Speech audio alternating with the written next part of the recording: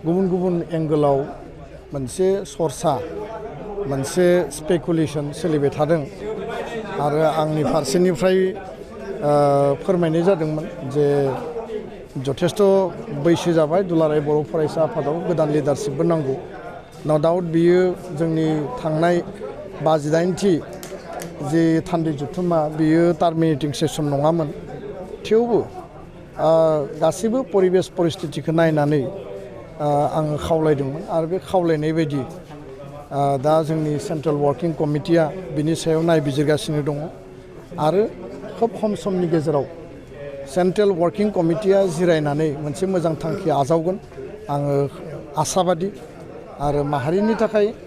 दुलाराय बर' फरायसा आफादाव जातीयताबादनि सेतनाखौ लानानै जेरै हाबा मावदों एबसुनिफ्राय जुदि बिदाय लानाय जायोब्ला गासैबो थासारिफोरखौ नायजोबनानै जि थासारियाव जि परिबेसाव जि फोथाराव खामानि मावा मानो माहारिबाद आरो माहारिनि जेंना जेंसि सुस्रांनायानो मुल थांखि जागोन आरो बेखायनो बेखौ दुलाराय बर' फरायसा आफादनि परियाल आरो CWCआसो डिसिसन लागोन दा बिथांमोना बे डिसिसनाव आङो जेरैबायदि आजिरा मोननो लुबैदों रिटायारमेन्ट मोननो लुबैदों बिथांमोना जुदि एलाउ खालायोबा आङो ओंखारलांनो हागोन आरो बिथांमोना जुदि ओंखारनो मोना नोंनि समा जायाखै होननानै जुदि बुङोब्ला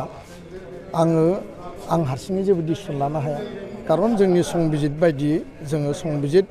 आरो जोंनि सेन्ट्रेल वार्किं कमिटियानो हाइस्ट अथरिटि बे अथरिटिनि जि सायाव बयबो फोथायनाय आरो मान मर्यादाया जेब्लाबो थागोन आरो बेखायनो CWCनि डिसिसनानो आल्टिमेट डिसिसन जागोन बिथांमोना मा बुङो बे उननि समाव खम समनि गेजेराव सावरायोब्ला जों बिनि फिथाइखौ मोननो हागोन नोंथाङा ओंखारमानोबा बिसायख'थियाव बाहागो लानाय लायैया दा जेबो बेबायदि क्लियार जायाखै गिबियाव आङो माने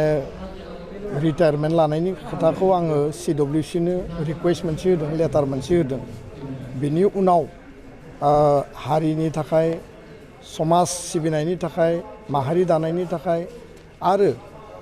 जोंनि आद्रा थानाय जिखिनि बर' गोजोन गोरोबथा जेराव सिमा बारायनांगौ थाबाय दा 25-26 इयार्स दुलाराय बर' फरायसा आफादाव आं खामानि मावबाय बेखिनि जिखिनि अभिगता राजा लामानि रेल लामानि होख्रावनायनिफ्राय जागायनानै नैबे एकर्ड इमप्लिमेन्टेसनखौ दिल्ली दिसपुराव लबि एडभकेसि खालामनायनिबो जिखिनि प्रेसार बाहेरायाव थानानै जोङो जिखिनि होख्रावनांगौ आवाज होनांगौ जों होजोब्बाय आरो बे कन्टिनिउआस थागोन गोदान बिबानगिरि फैबाबो बे सिस्टेमा थागोन डेम'क्रेटिक पन्थानि गेजेरजों प्रेसारा थागोन किन्तु बे एखे खामानिखौनो सिस्टेमाव थांनानै आरो सरकारनि पर्यायाव माने थांनानै खामानि मावनो गोनाङा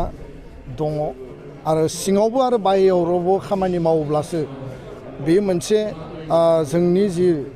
दाबि बा जोंनि इस्युआ समाधान जागोन दा बेखायनो बै लेभेला बेसेबां बास्तब जागोन बहा थांगोन मा मावहैगोन बोरै मावहैगोन बियो समनि गेजेरजों जोङो बेखौ डिसिसन लानो हागोन बेखायनो आंनि साननाया जाहैबाय जे एक्सपिरियेन्सखौ एबसुआव थानानै मोनबाय बर' आइ आफा रायजो राजाया हाबा मावनो थाखाय स्कप होबाय बे एखे एक्सपिरियेन्सखौ लानानै सिस्टेमाव थानानै खामानि मावोब्ला बा मावनो मोनोब्ला आरो बे खाबुआ फैयोब्ला हारिनि जेंना जेंसि सुस्रांनायानो प्रधान लक्ष्य जागोन बेयाव गुबुन एजेन्डा गैया दा बेखायनो समाजो बुंगोन आरो आल्टिमेटलि CWCआ मा डिसिसन लायो दानो बेबायदि रोखा स्रा बुंनो हानाय कुनु परिबेस जाथ'वाखै